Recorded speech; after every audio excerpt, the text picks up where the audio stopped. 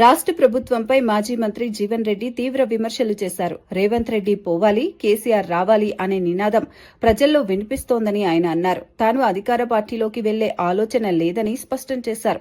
2 ఏళ్లలో 3 లక్షల ఉద్యోగాలు ఇస్తామని హామీ ఇచ్చి ఇప్పటివరకు కేవలం 17,000 ఉద్యోగాలే ఇచ్చారని విమర్శించారు. మొదటి సంవత్సరం 2 లక్షలు, రెండో సంవత్సరం 1 లక్ష ఉద్యోగాలు ఇస్తామని చెప్పి అమలు చేయలేదని ప్రశ్నించారు. ప్రజలు ఏది ఇస్తుందో ఆనాడు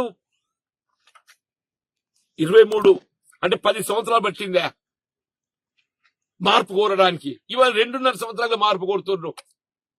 ఇవాళ ఏదైతుందో రేవంత్ రెడ్డి పోవాలి, కేసీఆర్ గారు రావాలి అనే ఒక నినాదం ప్రజలకు వెళ్తుందని చెప్పంటున్నా. రేవంత్ రెడ్డి గారు పోవాలి, కాంగ్రెస్ పార్టీ మార్పు కావాలి, కేసీఆర్ గారు రావాలి, బీఆర్ఎస్ పార్టీ రావాలని చెప్పని ప్రజలకి వెళ్ళి నినాదం వస్తుందని చెప్పంటున్నాను నేను. దాన్ని ఆలోచించి ఇంకా 2 ఏళ్ళు అధికారంలో ఉండేది ఉన్నది. కాంగ్రెస్ పార్టీ ఇంకా 2 సంవత్సరాల అధికారంలో ఉండేది ఉన్నది. కానీ ఈ 2 సంవత్సరాల కాలమైనా మెరుగైన పాలన ఇవ్వడానికి ప్రయత్నం చేయండి, ప్రజాహితం కోసం పనిచేయండి. అది ఆలోచన చేయకుండా జీవన్ రెడ్డి ఎందుకు పోతుండే? నేను అధికార పార్టీ పోతలేను కదా.